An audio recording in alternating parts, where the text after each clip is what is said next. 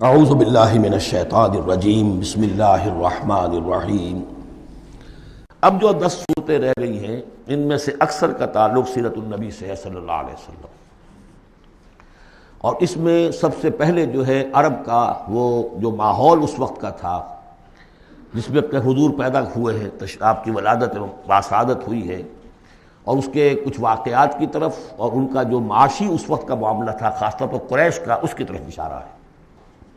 حضور کی ولادت ہوئی ہے عام الفیل میں، جس سال کہ آیا تھا ابرہہ یمن سے فوج لے کر، اور وہ بیت اللہ کو گرانا چاہتا تھا۔ اس کا ایک لمبا تاریخی پس منظر ہے، عیسائی تھا وہ، اس نے کلیسا بنایا تھا، وہ چاہتا تھا جیسے لوگ جو ہے آتے ہیں بیت اللہ میں حج کرنے کے لیے ہجوم ہوتا ہے، ایسے ہی یہاں کلیسا میں آئے۔ وہاں کوئی آیا نہیں، بلکہ کوئی عرب نے جا کر شرارت بھی کی، وہیں جا کر وہ رفع حاجت کرایا اندر۔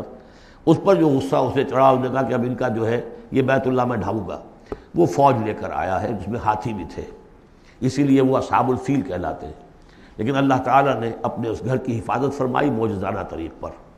چھوٹے چھوٹے پرندے بھیجے ہیں جو سمندر کی طرف سے غول کے غول آئے، اور ان کے چونچوں میں اور ان کے پنجوں میں چھوٹے چھوٹے کنکر تھے، لیکن وہ کنکر جب وہ اوپر سے آ رہا ہے تو وہ گولی کا کام کرتا ہے، اس کی جو ویلوسٹی ہے اور مومنٹم جو بنتا ہے اس کا اوپر سے گرنے کی وجہ سے، تو اس نے گولیوں کا کام کیا اور پوری فوج جو ہے تہس نہس ہو گئی۔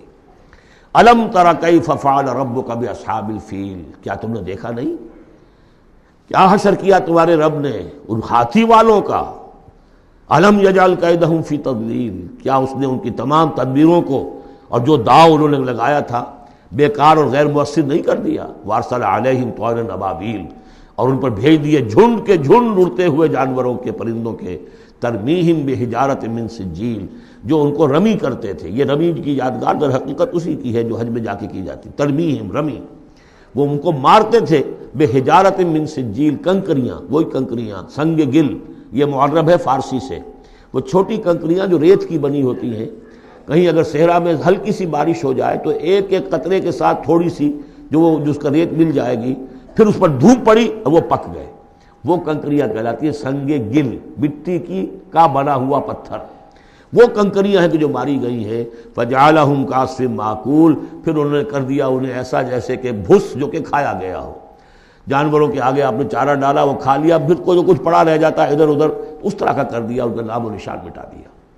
اور یہ سن ہے جس میں کہ حضور کی پیدائش ہوئی ہے۔ بعض لوگوں کا بعض روایات سے معلوم ہوتا ہے کہ 50 دن بعد، اور بعض کا کہنا یہ کہ نہیں عین اسی دن ولادت ہوئی ہے حضور کی صلی اللہ علیہ وسلم۔ تو یہ ایک اہم واقعہ تھا سیرت النبی کے، گویا کہ آپ کے عین ولادت سے گویا کہ جو متصل ہے۔ صدق اللہ العظیم۔